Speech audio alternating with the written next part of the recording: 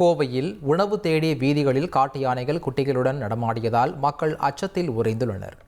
தொண்டாமுத்தூர், வடவள்ளி, மருதமலை, தடாகம் போன்ற சுற்றுவட்டார பகுதிகளில் கடந்த சில மாதங்களாக யானைகள் முகாமிட்டு உணவு தேடி ஊருக்குள்ளும் விளைநிலங்களிலும் புகுந்து சேதப்படுத்தி வருகின்றன. இதனால் அப்பகுதி மக்களும் விவசாயிகளும் அச்சத்தில் உள்ளனர். நேற்று முன்தினம் இரவு குட்டிகளுடன் 6 யானைகள் தடாகம் அருகே சோமயம் பாளையம் குடியிருப்பு பகுதியில் வீதிகளுக்குள் உணவு தேடி வரிசையாக நடந்து சென்றுள்ளன. இந்த வீடியோ காட்சிகள் சமூக வலைதளங்களில் அதிகம் பரவி வருகின்றன.